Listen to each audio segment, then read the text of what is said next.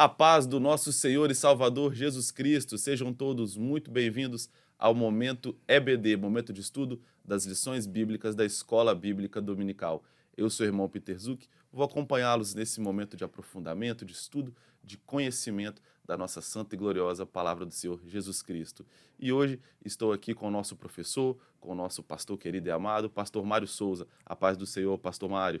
Saúdo a todos com a paz de nosso Senhor e Salvador Jesus Cristo. A paz do Senhor, irmão Peter, a paz do Senhor ao nosso querido irmão Jairo, que está ali na técnica de som.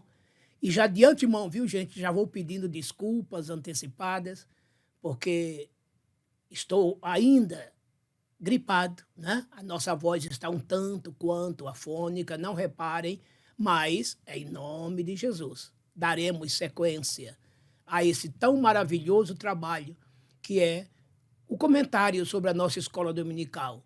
Hoje é 13 de julho do ano da graça de Deus de 2026.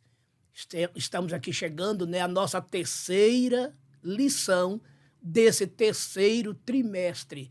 Hoje estaremos meditando sobre a graça do nosso Senhor Jesus Cristo. E este programa vai ficar no YouTube durante toda a semana, para que você, professor, você, aluno, possa assisti-lo várias vezes e assim tirar suas dúvidas, né? E hoje eu quero aqui fazer um registro.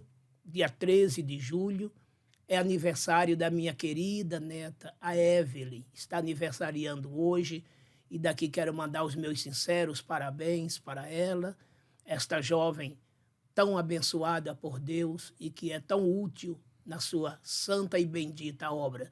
Deus te abençoe, minha filha, Deus te guarde, te proteja e seja com você em todos os teus caminhos. Então, voltando ao microfone, o nosso querido diácono, irmão Peter, que estará dando os avisos da igreja e dando sequência à nossa lição. Irmão Peter. Glória a Deus. Irmãos, já não se esqueçam de curtir, de comentar, de compartilhar esse conteúdo aqui no YouTube da Assembleia de Deus Coqueiral de Itaparica. Aliás, a Assembleia de Deus Coqueiral de Itaparica, que está situada aqui na Avenida Saturnino Rangel Mauro, número 162, Praia de Itaparica, Vila Velha, Espírito Santo, com cultos durante toda a semana, de segunda a sexta-feira, 8h30 da manhã, nós temos a consagração na direção do Círculo de Oração. Terças-feiras, 19h30, o culto de doutrina, o culto de ensino bíblico aqui no nosso templo. Quinta-feira, também às 19h30, o culto clamando pelas causas impossíveis. E domingo, a nossa amada Escola Bíblica Dominical, iniciando às 8h30 da manhã, com diversas classes para todas as idades. E à noite, o nosso culto de louvor e adoração ao Senhor Jesus Cristo, iniciando às 17h45. Além de vários eventos, evangelizações que nós temos aqui na programação da nossa igreja. Então não deixe de congregar, de participar conosco, de nos acompanhar nas redes sociais, tanto no Instagram da Assembleia de Deus Coqueiral de Itaparica, quanto do nosso pastor-presidente, o pastor Elvis Rocha, e também do pastor Mário Souza, sempre com uma palavra de edificação ao Senhor Jesus Cristo. Tenho certeza que vai te ajudar bastante, tá bom? Então, professor, já separa o seu conteúdo aí, o seu papel, sua caneta, sua anotação. Tenho certeza que hoje vai ser um momento de grande aprofundamento e estudo para que você possa passar isso aí para o seu aluno no domingo, no dia da Escola Bíblica Dominical, tá bom? Hoje é a lição de número 3, que tem o seguinte título: A Graça que Alcança Todas as Nações. O texto áureo está no livro de Efésios, no capítulo 2 e no versículo 8. Diz assim o texto áureo: Porque pela graça sois salvos por meio da fé, e isso não vem de vós, é dom de Deus. A verdade prática: é pela graça que somos alcançados, perdoados e reconciliados com Deus. A leitura bíblica em classe está no livro de Atos dos Apóstolos, a partir do capítulo 15 e dos seguintes versículos. Preste atenção, de 1 a 5, também versículo 28, 29 e do 36 ao 39. E assim diz a palavra do Senhor. Atos 15, 1. Então, alguns que tinham descido da Judéia ensinavam assim os irmãos: se vos não circuncidardes, conforme o uso de Moisés, não podeis salvar-vos. Tendo tido Paulo e Barnabé não pequena discussão e contenda contra eles, resolveu-se que Paulo, Barnabé e alguns dentre eles subissem a Jerusalém aos apóstolos e aos anciãos sobre aquela questão. E eles, sendo acompanhados pela igreja, passaram pela Fenícia e por Samaria, contando a conversão dos gentios, e davam grande alegria a todos os irmãos. Quando chegaram a Jerusalém, foram recebidos pela igreja e pelos apóstolos e anciãos, e lhes anunciaram quão grandes coisas Deus tinha feito com eles. Alguns, porém, da seita dos fariseus, que tinham crido, se levantaram, dizendo que era mister circuncidá-los e mandar-lhes que guardassem a lei de Moisés. Versículo 28. Na verdade, pareceu bem ao Espírito Santo, e a nós não vos impor mais encargo algum, senão estas coisas necessárias, que vos abstenhais das coisas sacrificadas aos ídolos, e do sangue, e da carne sufocada, e da fornicação. Destas coisas fareis bem se vos guardardes. Bem vos vá. Versículo 36.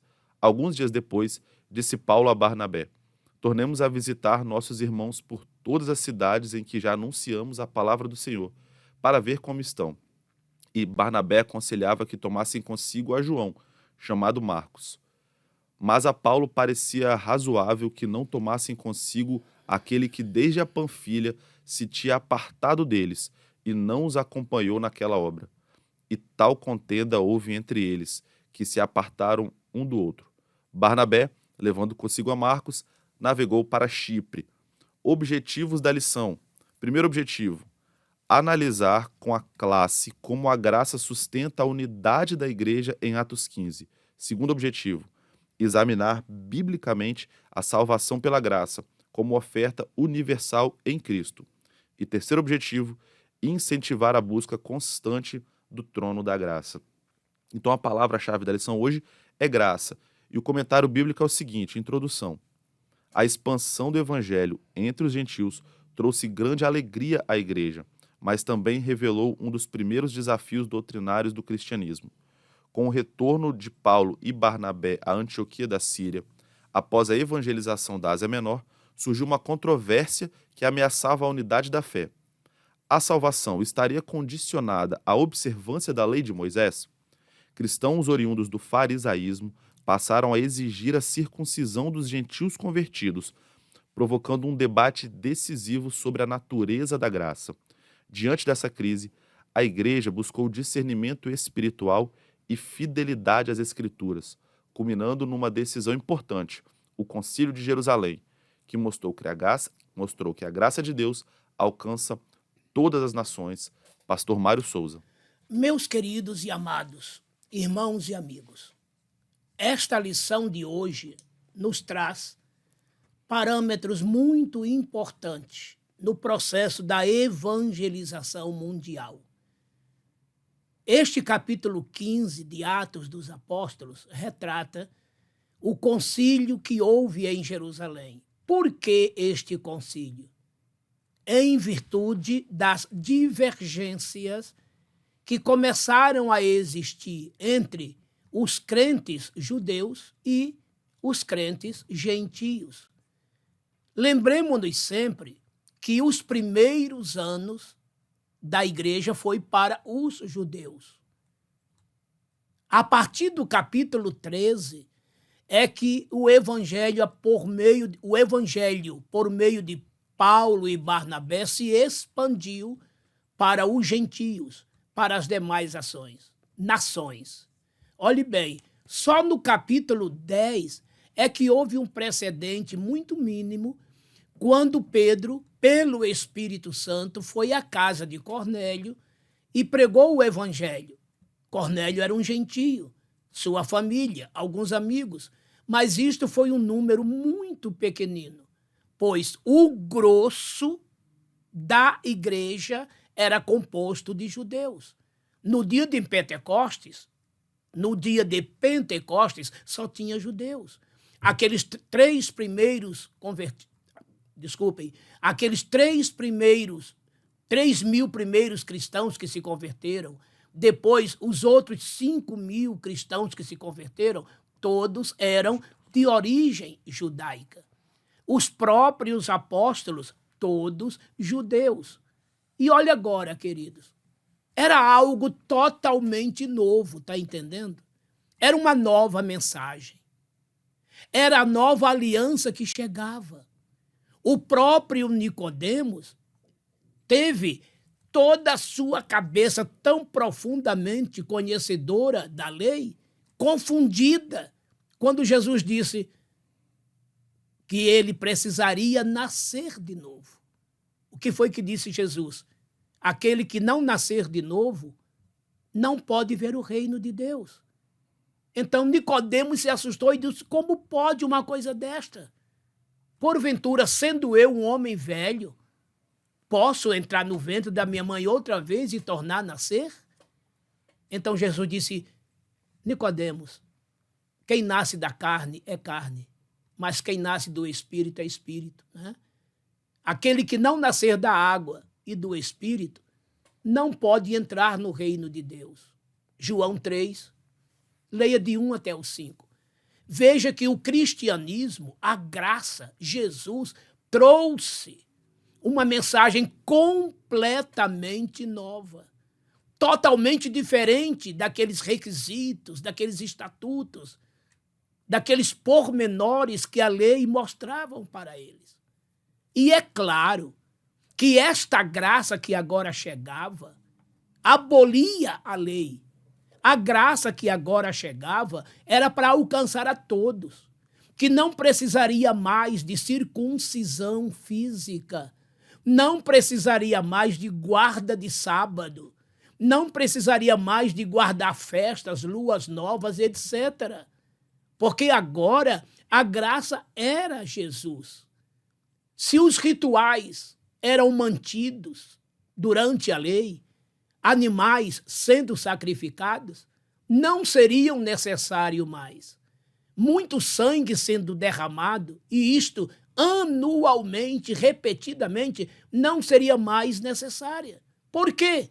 Porque Jesus é o Cordeiro de Deus, que de uma vez só, por todas e para sempre, daria na cruz a sua vida.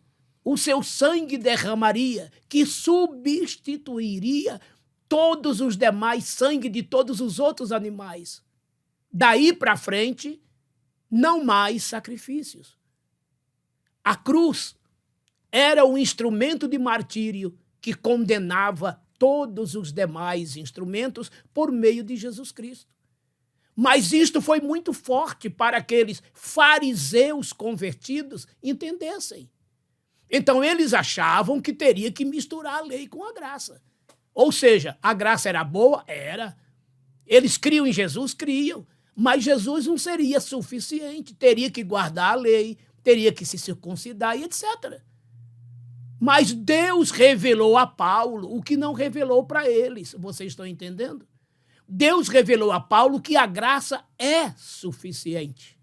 Deus revelou a Paulo que a graça aniquilou as guardas dos sábados, os rituais da lei, porque agora esta nova aliança ela veio de maneira sobrenatural para substituir todas as outras alianças passadas. Foi necessário, então, este concílio para que eles entendessem que os gentios não podiam fazer os que os judeus faziam. Se nem eles próprios cumpriam o que a lei mandava, como que os gentios que a lei não conheciam podiam então praticar?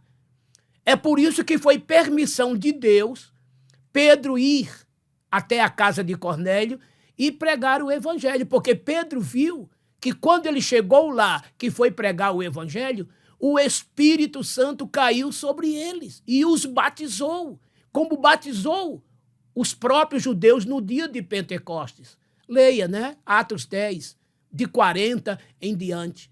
E foi exatamente o testemunho de Pedro que salvou a situação. Quando Pedro disse: olha, irmãos, Deus me enviou aos gentios. E ele deu o seu testemunho. E o Espírito Santo caiu sobre eles como caiu sobre nós no princípio. Então vamos dar de mão dessa gente.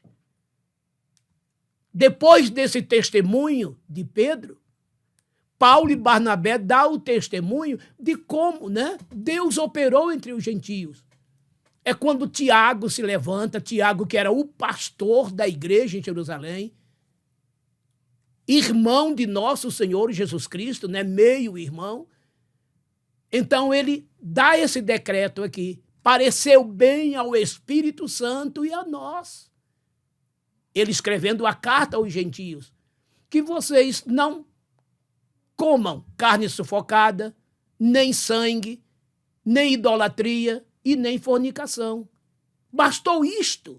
Não precisaria mais de se guardar nada da lei. E aquilo foi uma alegria muito grande quando essa carta foi lida lá na igreja em Antioquia. Ou seja, o evangelho continuou sendo pregado aos judeus, continuou por meio dos apóstolos, e aos gentios, por meio de Paulo, Barnabé, depois outros seguidores de Paulo.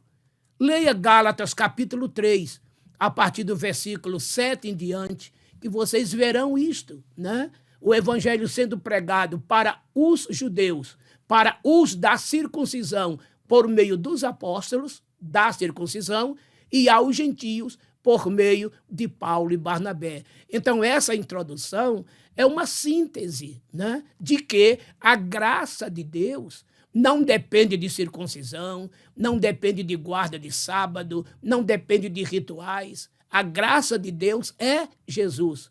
O que precisa é uma coisa só. Aliás, algumas, né? Arrependimento. 2, conversão. 3, e depois uma dedicação plena ao Senhor. O que o homem precisa é se arrepender dos seus pecados. Em seguida, se converter dos seus maus caminhos. O que isso significa? Não voltar a pecar. E em seguida, seguir a Cristo até o fim dos seus dias. Quem quer vir após mim, negue-se a si mesmo, tome a sua cruz de cada dia e siga-me. Lucas 9, 23 em diante. Está resolvido o problema. Quem ouve as minhas palavras, disse Jesus, e crer naquele que me enviou, tem a vida eterna. Não entrará mais em condenação, mas passou da morte para a vida. João 5, 24.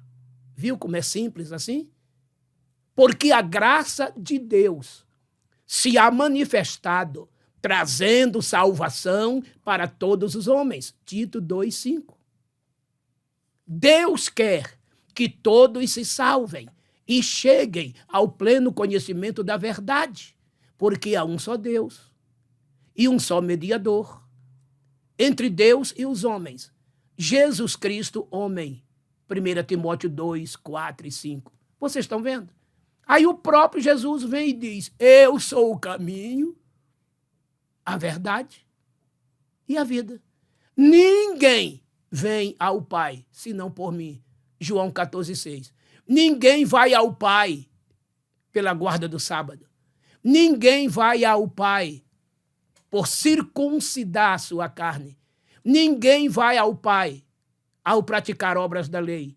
Mas todos nós iremos ao Pai por meio de Jesus Cristo. Sendo, pois, justificados pela fé, temos paz com Deus. Por nosso Senhor Jesus Cristo. Romanos 5:1. E por Jesus, que é a graça, pela graça sois salvos. Por meio da fé. Isso não vem de vós, é dom de Deus. E não vem das obras para que ninguém se glorie. Efésios 2, 8 e 9. Então, queridos, a lição de hoje, falando deste concílio, foi exatamente para colocar um ponto final nessa divergência entre judeus e gentios. É claro que as lutas continuaram, porque muitos desses judeus se desviaram, voltaram atrás, passaram a perseguir Paulo, mas sem êxito, sem lucro, porque Paulo continuou avançando, o Espírito Santo com ele. A prova disto é que esse evangelho chegou até nós. 2000 anos se passaram e esta graça continua alcançando vidas, chegando a todas as nações. Que coisa bonita, não é? É sobre isso que estaremos estudando esta semana. Vamos ao primeiro ponto e seus subpontos. Primeiro ponto, quando a graça preserva a unidade da igreja e se divide, irmãos, em 4 subpontos, que são os seguintes. Primeiro subponto, o Concílio de Jerusalém. Segundo subponto, o relatório de Pedro. Terceiro subponto, o relatório de Paulo e Barnabé. E quarto subponto, o discurso de Tiago. Então o ponto é, quando a graça preserva a unidade da igreja. Primeiro subponto, nós vamos fazer a leitura direta. Concílio de Jerusalém. Realizado entre 48 e 50 depois de Cristo, o concílio reuniu apóstolos, presbíteros e a igreja para tratar da controvérsia levantada pelos judaizantes, que defendiam a circuncisão como requisito para a salvação, que nós vimos em Atos 15, de 1 a 5. Contudo, tal exigência contrariava o ensino bíblico, pois a circuncisão nunca foi meio de justificação, conforme vimos em Romanos 2, de 25 a 29. Sob a liderança de Tiago e a direção do Espírito Santo, a igreja reconheceu que a salvação alcança todas as nações pela graça. Segundo subponto, o relatório de Pedro, que está em Atos 15, dos versículos 7 até 11. Pedro relembra de sua experiência na casa de Cornélio, mostrando que Deus concedeu o Espírito Santo aos gentios mediante a fé, e não por obras da lei. Atos 10, de 44 a 46 e Gálatas 3:2. Sem fazer distinção entre judeus e gentios, Deus purificou seus corações pela fé. Atos 10, de 34 a 48. Assim, Pedro questiona a imposição do jugo da lei e afirma que todos são salvos pela graça do Senhor Jesus Cristo. Atos 15, 11. Terceiro subponto, o relatório de Paulo e Barnabé, que está no versículo 12. Em seguida, Paulo e Barnabé relatam como Deus confirmou a missão gentílica por meio de sinais e prodígios, em Atos 4:30. Milagres como a cegueira do mágico cipriota, a cura em Listra e o livramento de Paulo testemunham a aprovação divina. A gente vê isso em diversos versículos.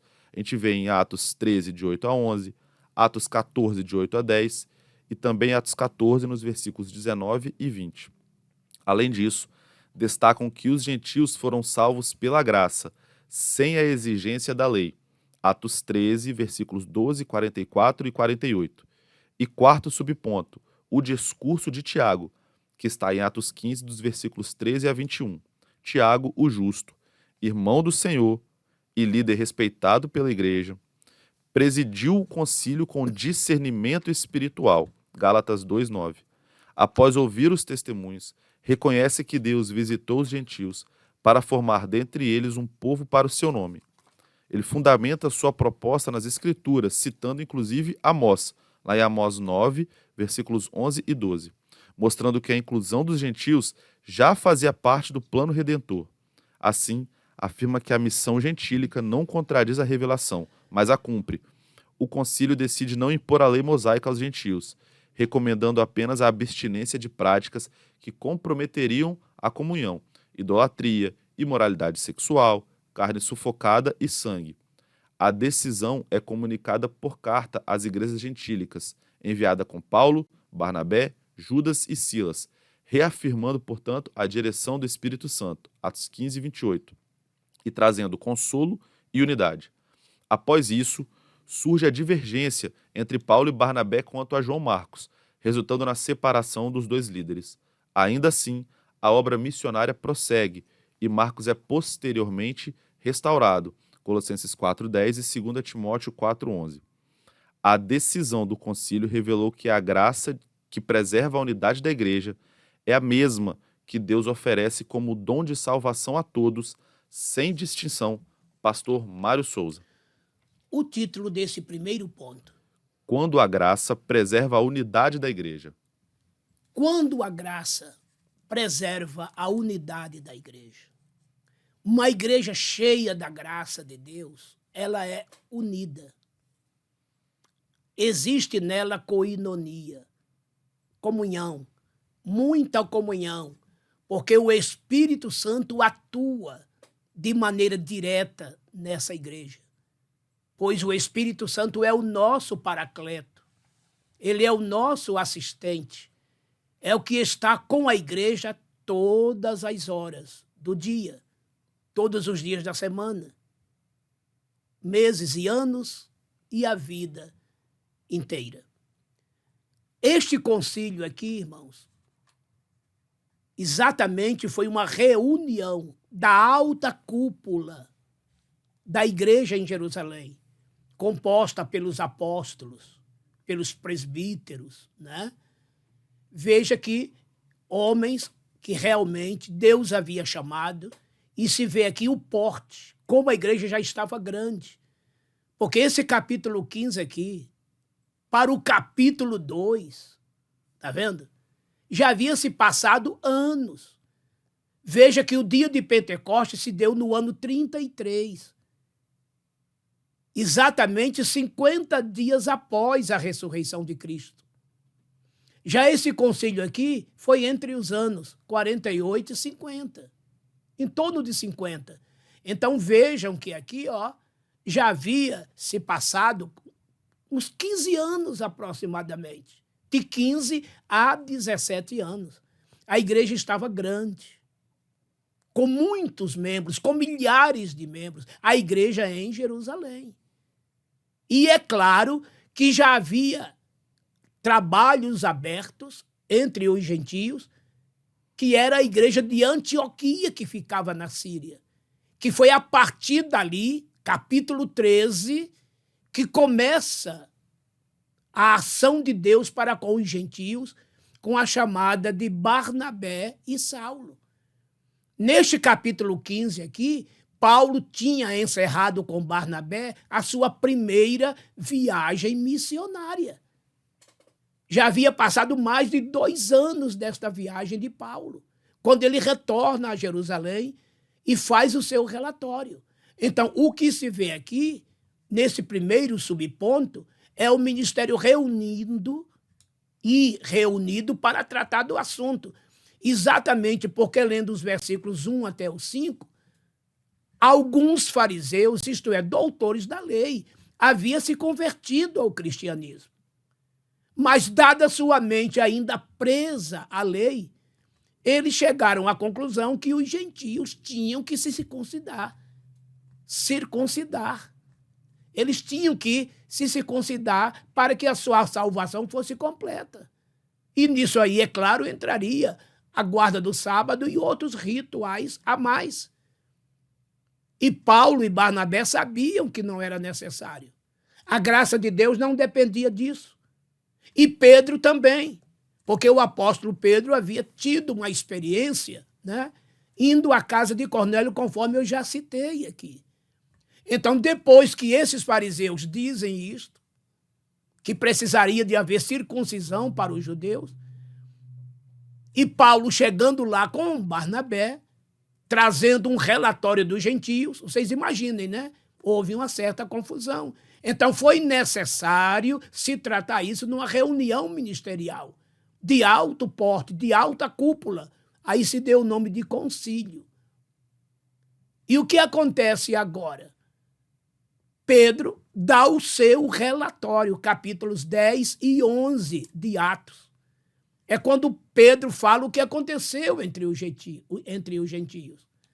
Quando Pedro dá o seu relatório, Paulo e Barnabé em seguida dá o seu, falando do que Deus fez entre os gentios. Não somente milagres, sinais, prodígios, muitas conversões, mas inclusive as suas perseguições, suas lutas. Ele foi apedrejado. Ele foi perseguido pelos seus colegas judeus, seus irmãos judeus. Então, após isso tudo, o pastor Tiago faz o seu discurso, mostrando àqueles irmãos que a salvação para os gentios já havia sido pré-determinada por Deus por meio de profecias. Profetas se levantaram, profetizaram, dizendo que um povo diferente também viria ao Senhor Jeová, né? Então, não era uma coisa que estava brotando ali do Pentecostes para cá, não. Deus usou Moisés, Deus usou o profeta Isaías, Deus usou o profeta Amós, o profeta Joel, enfim, os profetas do Velho Testamento foram usados por Deus para dizer que haveria um outro povo, além deles, os judeus, que viriam a Jeová através da pessoa de nosso Senhor Jesus Cristo. Então, houve apaziguação entre eles, quando Pedro deu o seu relatório. Então, houve essa carta aqui.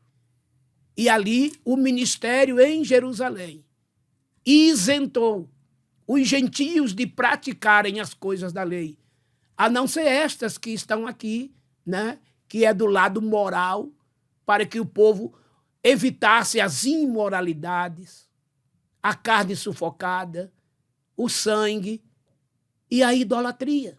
Olha aí. Se abster destas coisas.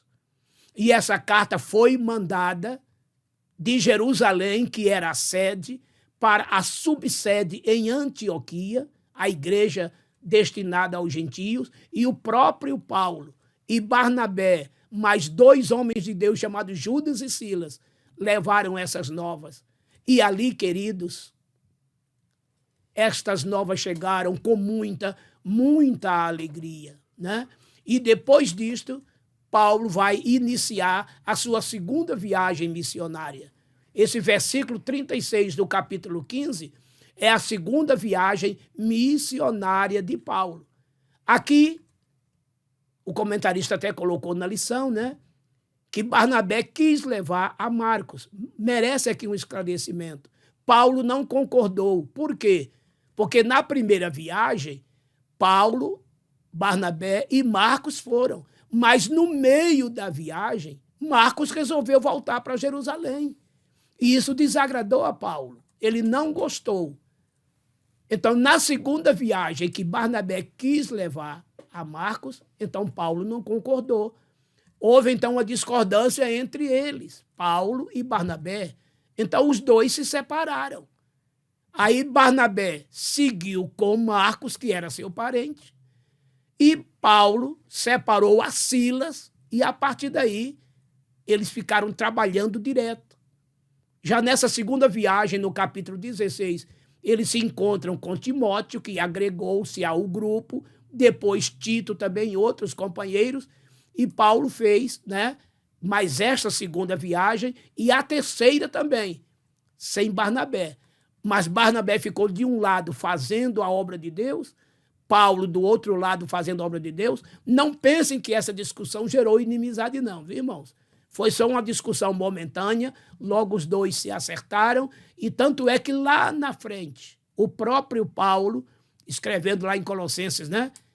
Colossenses e também a Timóteo, ele até pede para que tragam Marcos, porque Marcos seria muito útil para o seu ministério. Isso resolve em definitivo que esse litígio foi apenas momentâneo, que para o futuro a coisa ficou toda resolvida. Mas é isso que se resume esses 4 subpontos. Eu só vou pedir, irmão Peter, para repetir os 4 subpontos, que na verdade já fiz, né, uma abrangência geral sobre eles. Os 4 subpontos são, primeiro, o Concílio de Jerusalém, segundo, o relatório de Pedro, terceiro, o relatório de Paulo e Barnabé e quarto, o discurso de Tiago. Pronto, então vocês sabem que eu já expliquei tudo isso, né? Para que serviu o concílio, né? Para resolver essa diferença entre judeus e gentios. Depois, o relatório de Pedro, que foi a sua experiência entre os gentios na casa de Cornélio. O relatório de Paulo, sua experiência com Barnabé nessa primeira viagem missionária entre os gentios e os seus maravilhosos resultados. E, por fim, uma verdadeira determinação dada pelo Espírito Santo através de Tiago, né, que foi justamente acabar com aquela situação dos judeus querer impor a prática da lei para os gentios. Ficou definitivamente comprovado que a graça de Deus, que salva, que liberta, que transforma, que perdoa, que rejuvenesce, não precisa da lei. A graça em si é suficiente para salvar, pois ela é Jesus. Aliás, Paulo escrevendo aos Gálatas, no capítulo 5, versículo 4, ele disse que quem quer se justificar pelas obras da lei, da graça está caído e de Cristo está afastado. Olha aí, tá vendo?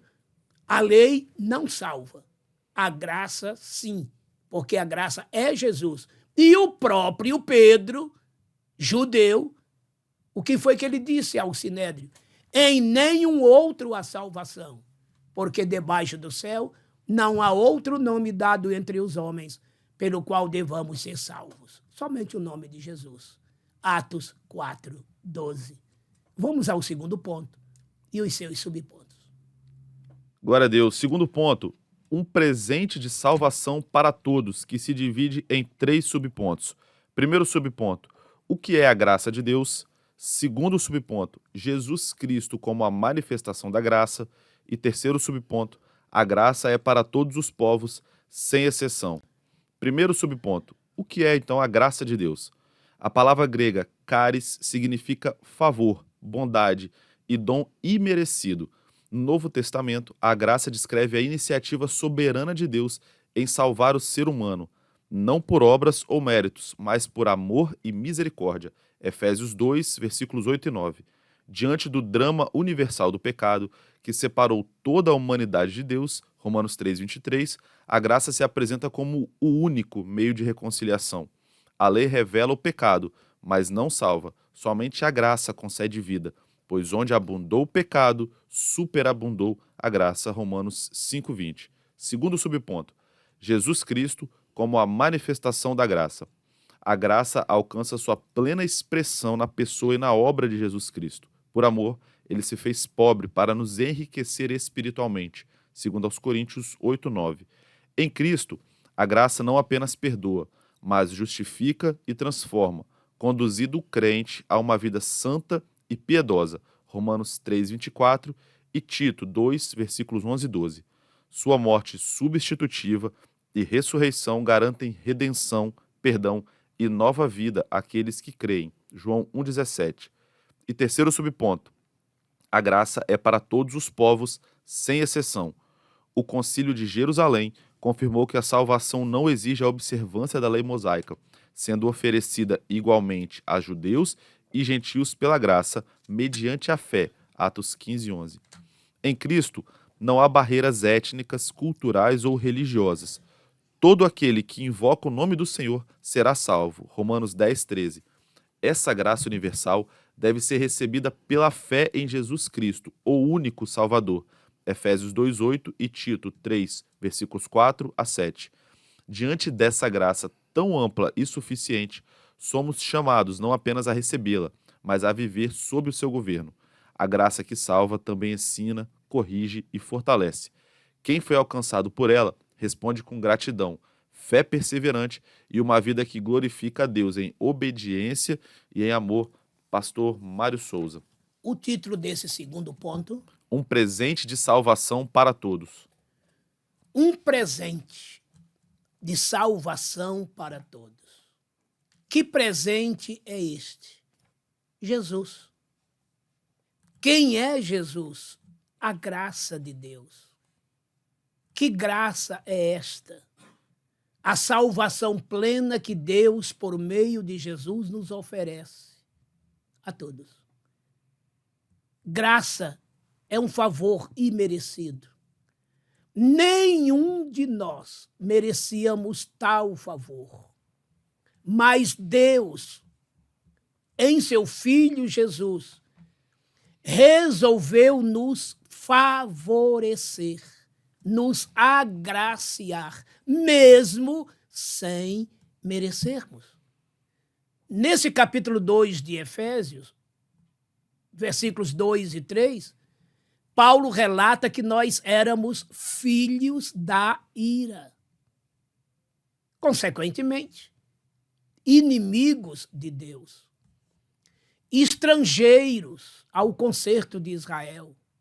Vivíamos longe, distanciado de tudo e de todos, principalmente de Deus. Mas ele, na sua infinita e eterna misericórdia, amou o mundo, esse mundo aqui é de pessoas, de tal maneira que deu o seu Filho unigênito, para que todo aquele que nele crer não morra, não pereça, mas tenha a vida eterna. João 3,16. Isto é a graça, queridos. O que é a graça?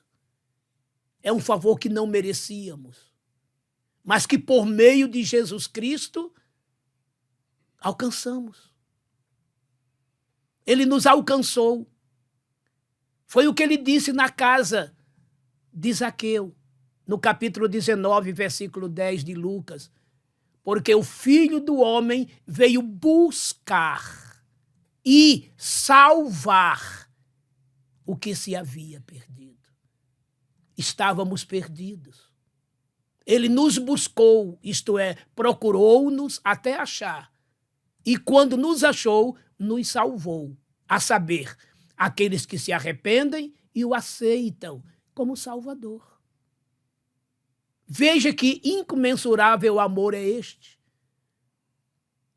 De alguém dar o seu filho por alguém que não lhe ama, que é seu inimigo.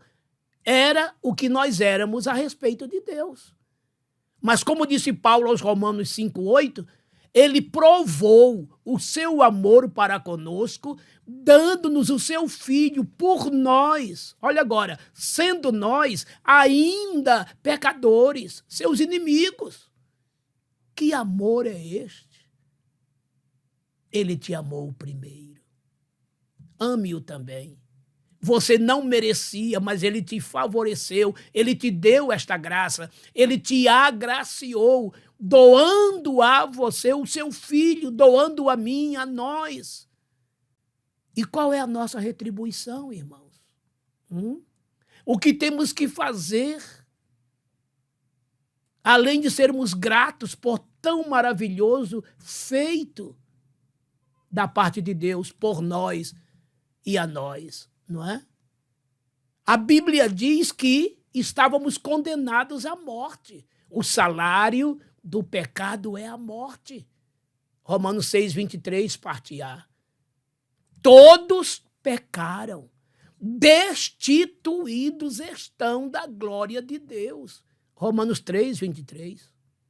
Por um homem entrou o pecado no mundo, e pelo pecado a morte. Assim a morte passou a todos os homens, e por isto todos pecaram. Romanos 5,12.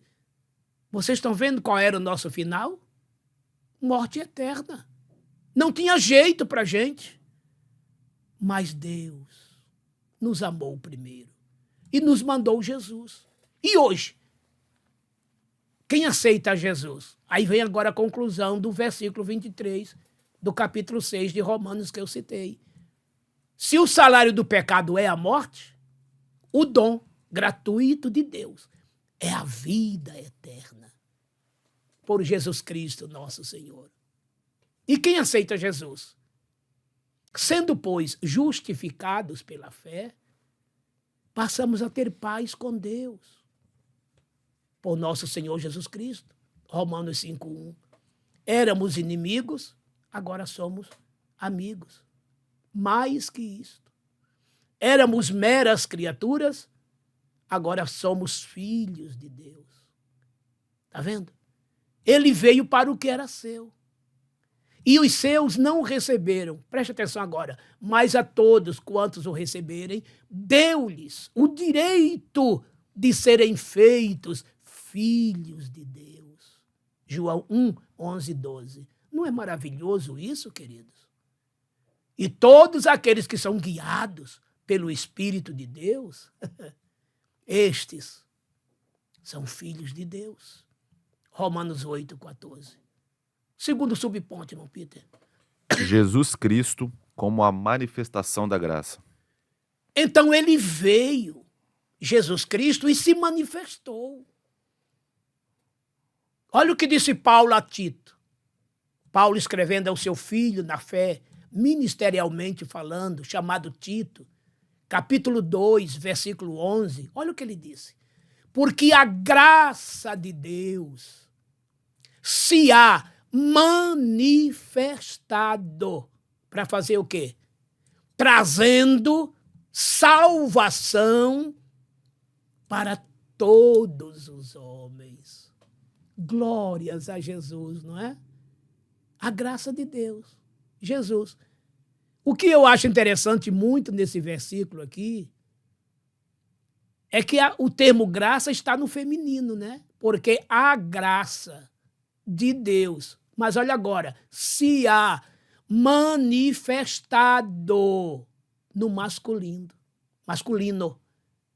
trazendo salvação para todos os homens. Então Jesus se manifestou aonde? Na cruz. Ali ele nos deu o brado da vitória. Ali ele sobrepujou os reinos da morte e do inferno. Colossenses 2,15. Eita glória! Ali, com a sua morte, ele nos deu vida eterna. Com as suas feridas, ele nos deu saúde. Ele foi castigado para que tivéssemos paz. Na cruz, se fez até maldição para que fôssemos abençoados. Gálatas 3,13. Foi algo espetacular, fenomenal. Não há palavras que consiga explicar, traduzir o que significa verdadeiramente no seu profundo a manifestação de Jesus na cruz, meus irmãos. Vocês não imaginam como o diabo lutou para que esse momento não chegasse. É por isso que o diabo sempre perseguiu a raça judaica desde o começo. Porque o diabo sabia, sabe? Ele sabia que era dos judeus que viria Jesus. E que era Jesus que salvaria a humanidade. E ele fez tudo para exterminar a raça judaica. Tudo. Tudo ele fez. E ele sabia? É claro que ele sabia. Ele ouviu quando Deus disse a Abraão: em ti serão benditas todas as famílias da terra. Gênesis 12:3. Ele viu quando Jesus disse a Isaac: em ti serão benditas todas as nações da terra. Gênesis 26:4. Ele viu quando Deus disse a Jacó: em ti serão benditas todas as famílias da terra. Gênesis 28:14. Ele viu o que os profetas disseram. Moisés dizendo: um profeta semelhante a mim eu levantarei dentre vós. Ele ouviu quando o próprio Balaão disse: vê-lo-ei, mas não agora.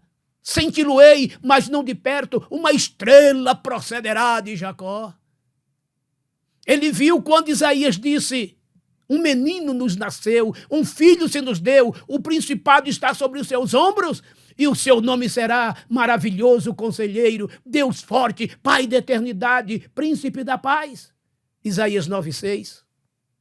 Ele viu quando Deus usou Isaías dizendo: o Senhor vos dará um sinal, uma virgem conceberá e dará à luz a um filho.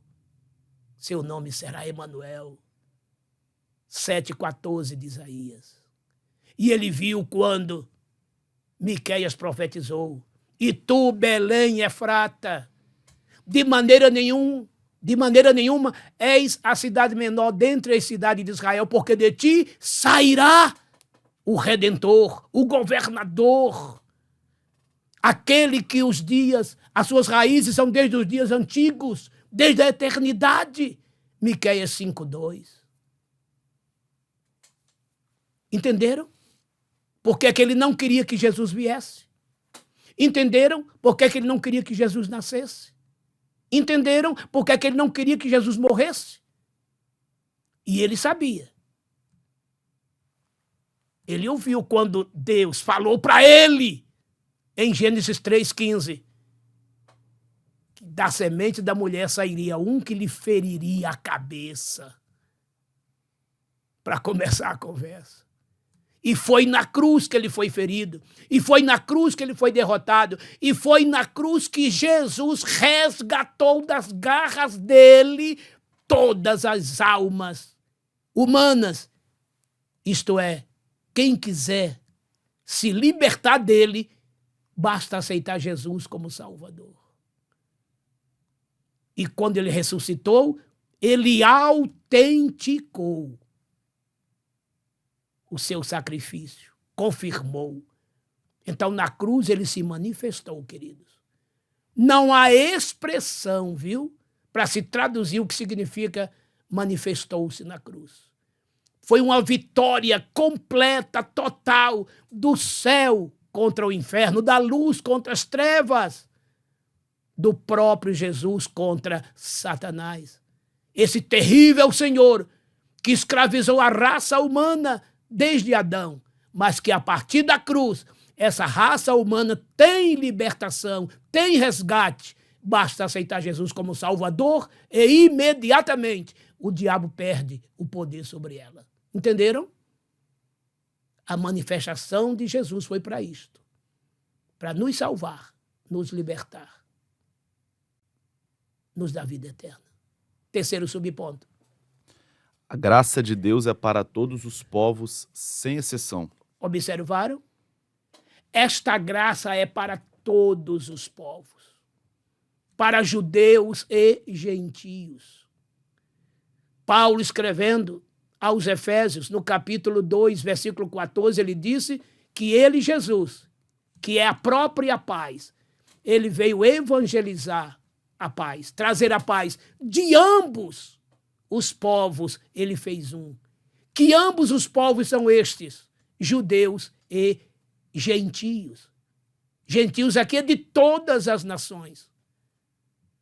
Por que ele fez um? Esse um aqui é a igreja. Sobre esta pedra edificarei a minha igreja. O judeu que aceita a Jesus torna-se igreja. O gentio que aceita a Jesus torna-se igreja.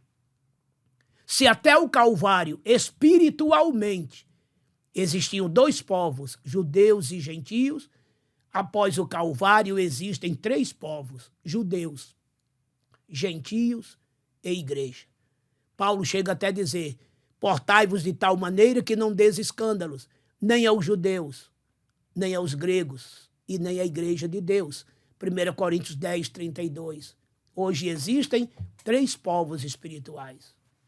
Judeu que aceita Jesus é igreja. Gentio que aceita Jesus é igreja. Agora, quem não aceita Jesus permanece em seus pecados. Mas quem aceita Jesus torna-se igreja.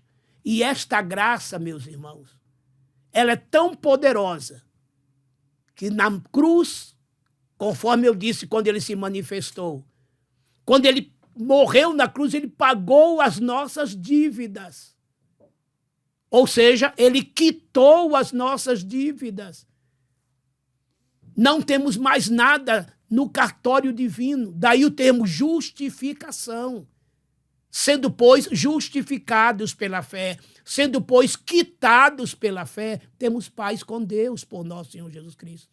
Então, esta graça, no primeiro momento, nos justifica, quita nossas dívidas. Romanos 5:1. Num segundo momento, esta graça nos regenera, nos faz nascer de novo. João 3, 3 e 5, Tito 3, 5. Está vendo? Agora somos novas criaturas, nascidos de novo. 2 Coríntios 5, 17. Quem está em Cristo, nova criatura é. Nasceu de novo. As coisas velhas se passaram, eis que tudo se fez novo. Num terceiro momento, esta graça nos santifica. O que isso significa? Nos separa do pecado, do mundo, do mal, da nossa carne, da nossa natureza pecaminosa. E essa santificação, ela se divide, em três estágios. A santificação instantânea, que é aquela no momento que você aceita Jesus, já passa a ser santo. Progressiva, ou seja, você vai continuar sendo santo, santa por toda a sua vida. E, por fim, a santidade definitiva, quando você será redimido no arrebatamento para se tornar santos de Deus por toda a eternidade, sem mais perigo de pecar. Está vendo? É isso que a graça nos promove. Justificação, regeneração, santificação e redenção total. Daí Paulo dizer, não entristeçais o Espírito Santo de Deus, no qual estáis selados para o dia da redenção. 4:30, Efésios. Nossos corpos agora geme com dores de parto por conta das transgressões, mas estamos esperando a redenção do corpo. Romanos 8:23. Quando estas coisas começarem a acontecer, olhai para cima, levantai vossa cabeça, porque a vossa redenção está próxima. Lucas 21:28. Tudo isso é a salvação em Jesus por meio da graça. A lei não salva, ela só aponta e mostra o pecado.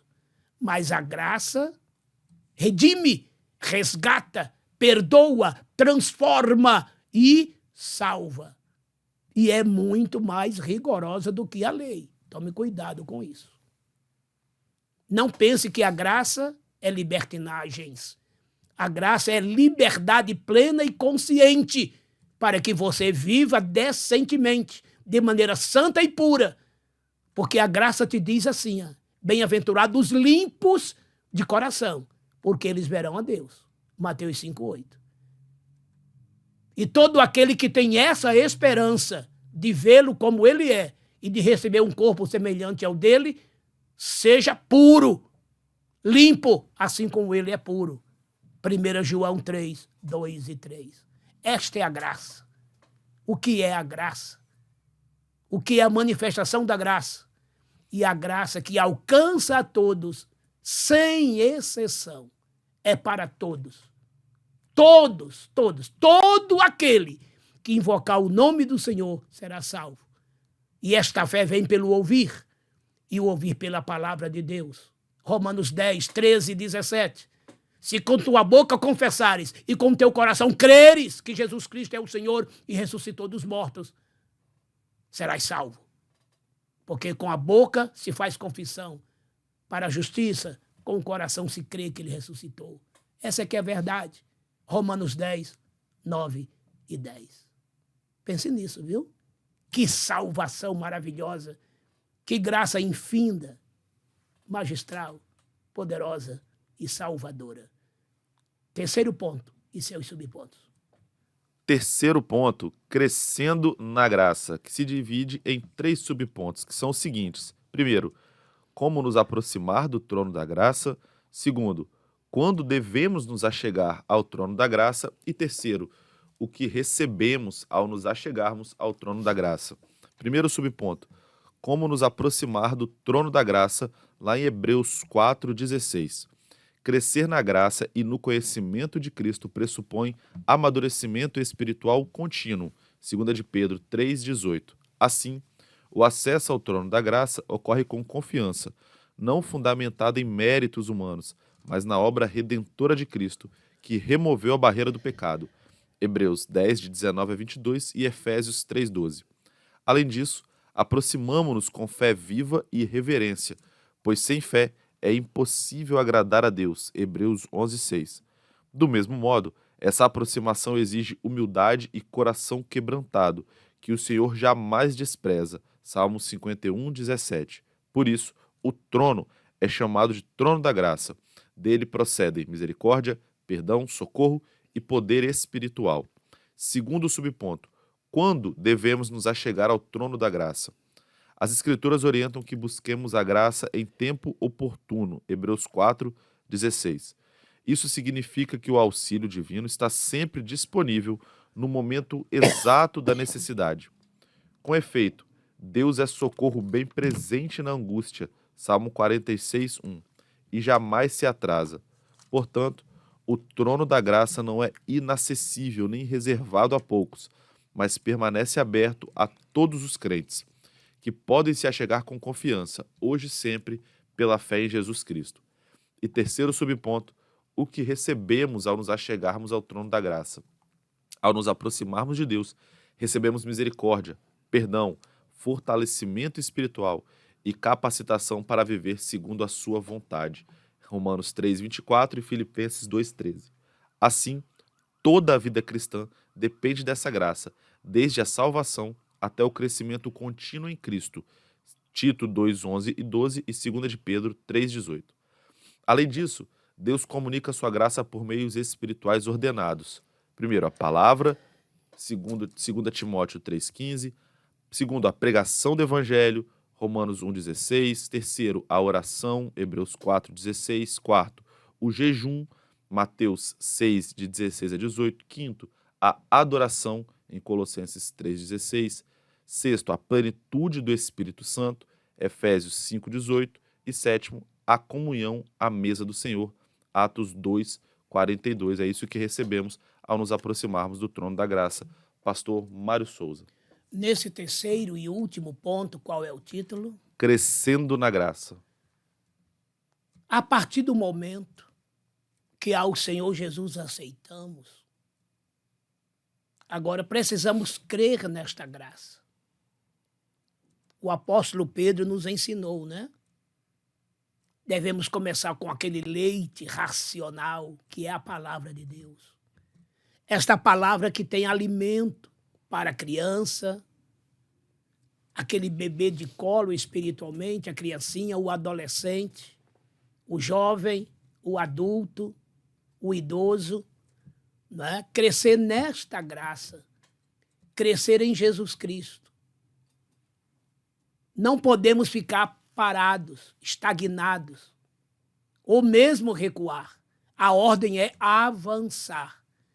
Já dizia Paulo, deixando as coisas que para trás ficam, prossigo para o alvo, pelo prêmio da soberana vocação de Deus, em Cristo Jesus nosso Senhor.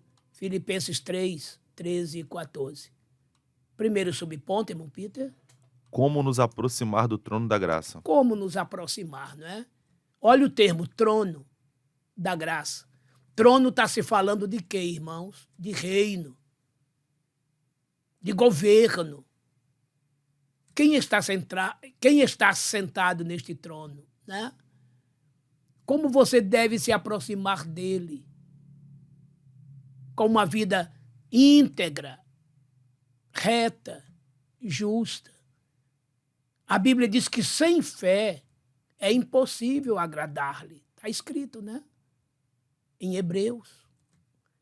Então você precisa ter uma vida de fé sustentável, bem regrada na palavra de Deus, bem arraigada no Senhor Jesus Cristo. Colossenses 2, 7. Arraigada, firmada nesta rocha eterna que é Cristo, edificados nele. Mateus 16, 18. Colossenses 2, 7. Aproximemo-nos do Senhor. O trono, ele é acessível a todos. No Antigo Testamento, o sumo sacerdote só podia entrar no Santo do Santo uma vez por ano. Do Calvário para cá, este véu foi rasgado. E hoje temos acesso ao trono de Deus 24 horas por dia. Porque Jesus lá está a interceder por nós. O escritor aos Hebreus nos disse, no capítulo 7, versículo 25, ele, Jesus, pode salvar perfeitamente os que por ele se chegam a Deus, vivendo sempre a interceder por nós. Olha que coisa linda. Então aproxime-se dele, desse trono, dessa graça, e receba toda sorte de bênçãos espirituais em Cristo Jesus, que Deus nos abençoou. Efésios 1, 3. Segundo subponto. Quando devemos nos achegar ao trono da graça? Está vendo? Quando? Sempre, né, irmãos? 24 horas por dia, já acabei de dizer isso, né? Sempre. Você não pode estar longe deste trono, de maneira nenhuma. Me lembra muito naquela época as palacianas, né? Lembra quando Mardoqueu vivia à porta do palácio, lá quando Esté estava dentro do palácio, né? Aqueles mais achegados viviam em torno. Hoje, na graça, é muito mais. Hoje você não vive em torno do palácio, você pode entrar à sala do trono. Lembra-se que na época de Esté era necessário permissão, né, para se entrar à sala do rei. Lá o rei da Pérsia, então, se alguém tentasse entrar sem permissão, era pena de morte para ele. Olha só. E na graça? Não. O nosso rei, ele é acessível. Você pode estar na presença dele 24 horas por dia. Só depende de você. Uma vida santa, uma vida pura, né? Que é o que diz o terceiro subponto aqui. Qual é o título? O que recebemos ao nos achegarmos ao trono da graça? Tudo. Aqui estão os pontinhos que vocês poderão ler, mas é claro que alguns pontinhos, mas muito, muito. Você pode receber tudo. Tudo. Né? Deus, ele é refúgio, ele é fortaleza, ele é socorro bem presente. O seu socorro nunca atrasa. Salmo 46, 1. Ele é o nosso esconderijo. Ele é a nossa sombra onde podemos descansar. Salmo 91. Né? Ele é tudo para nós. Você pode receber deste trono tudo. Basta você estar em comunhão com ele. Lembra do que ele disse? Se vós estiverdes em mim e as minhas palavras estiverem em vós, pedireis tudo o que quiserdes e vos será feito. João 15, 7. Está vendo? Se pedirdes ao meu Pai alguma coisa em meu nome, eu vou-lo concederei, para que o Pai seja glorificado no Filho. João 14, né? Versículos 12 e 13. Vocês estão vendo, queridos? Então, quando estamos nesta graça, quando crescemos nela, o aproximar do trono e do trono tudo receber é uma questão de consequências. Qual é a causa? A causa é você estar na presença de Deus. É você ter uma vida de santidade, de pureza. Como é santo aquele que vos chamou? Sede vós também santos em toda a vossa maneira de viver. Porquanto escrito está, sede santos, porque eu sou santo. 1 Pedro 1, 15, 16. O mesmo Deus de paz vos santifique em tudo, que todo o vosso espírito e alma e corpo sejam conservados irrepreensíveis para a vinda de nosso Senhor Jesus Cristo. 1 Tessalonicenses 5, 23. O que é que Deus já nos fez? O que é que recebemos do trono? O que é que ele nos deu? Ele nos constituiu geração eleita, sacerdócio real, nação santa, povo adquirido, para que anunciemos as virtudes dele, que nos chamou das trevas para a sua maravilhosa luz. Outrora não éramos povo, não éramos nada, mas hoje somos povo de Deus e temos dele a sua misericórdia. 1 Pedro 2, 9 e 10. Está vendo? Então, quem cresce na graça, do trono se aproxima. E do trono, todas estas e outras demais coisas recebem. Lembra do que ele disse? Buscai primeiro o reino de Deus. Nesse caso, buscai primeiro o trono da graça de Deus. E todas as demais coisas vos serão acrescentadas. Simples assim, não é? Mateus 6, 23. Deus abençoe a todos. Vamos à conclusão. Conclusão da lição 3. Resumindo, o Concílio de Jerusalém reafirmou que a salvação é exclusivamente pela graça, abrindo caminho para a expansão universal do Evangelho. Efésios 2, 8 e 9.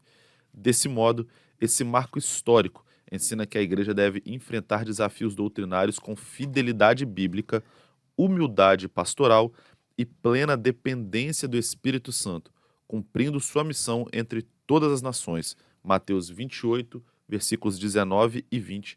Pastor Mário Souza. Uma conclusão maravilhosa, né? Que o Concílio de Jerusalém chegou a essa decisão e conclusão.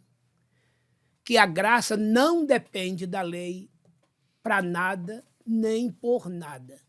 Ela é única, ela é suficiente, ela é a aliança de todas as alianças. É por isso que Jesus disse, quando ele celebrou a última Páscoa e a primeira ceia, quando ele chegou na parte do vinho, ele disse, tomai e bebei, este é o cálice da nova aliança no meu sangue, que é derramado por muitos para a remissão dos pecados. Todo o texto está em Mateus, capítulo 26, de 26 a 30. Leia lá, tá vendo? Então, esta graça que é Jesus, uma vez na cruz, ele manifestou-se para trazer salvação para todos os homens, para todos os povos. Apocalipse 5, de 9 em diante, disse, está escrito lá, que Jesus, como o Cordeiro de Deus, comprou para Deus, com seu sangue, homens de todos os povos, de todas as raças, de todas as tribos, de todas as línguas, de todas as nações. Olha aí, a graça, sem exceção, sangue derramado por todos. Não importa qual seja a etnia, ou a cor da pele, ou o nível cultural. Você pode ser salvo, pode ser salva. E você que já é, preserve-se. Viu? Jesus veio para todos. Só não vai para o céu quem não quer, quem o rejeita. Quem crê nele já está salvo. Agora, quem não crê, infelizmente, já está condenado. E a condenação é esta, que a luz veio ao mundo, porém os homens amaram, preferiram mais as trevas do que a luz. João 3, de 18 em diante. Fora isto, todo aquele que o invocar será salvo, agraciado e com ele viverá por toda a eternidade. Deus ricamente te abençoe e se lembre, viu? Não falte à escola dominical. Amado e eterno Deus, eu te agradeço por esta aula tão abençoada, tão maravilhosa. Que graça inefável veio a nós. Teu Filho Jesus, que se fez carne, que habitou entre nós, que na rude cruz deu a sua vida, derramou o seu sangue para nos perdoar, nos redimir e nos salvar para ti, ó Pai. E hoje, por meio dele, temos acesso ao teu trono, à tua presença, somos teus herdeiros e co-herdeiros com ele. E com ele, junto a ti, viveremos por toda a eternidade. Cura os doentes, solucione os problemas. Estas coisas eu te imploro, já te agradecendo pelas respostas, em nome do teu Filho Jesus Cristo, meu Senhor, meu Salvador. Amém. Amém. O amor ágape do imanente Deus Pai, a inefável graça do transcendente Deus Filho e a divina consolação do eterno Deus Espírito Santo venham repousar sobre todo o povo de Deus, por toda a terra espalhado, hoje e sempre. Amém. Amém.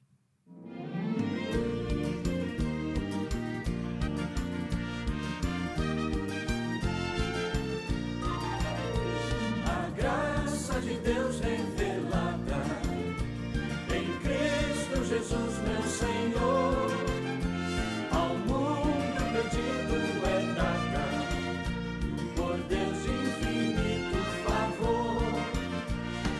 Graça, graça, a mim basta a graça de Deus, Jesus.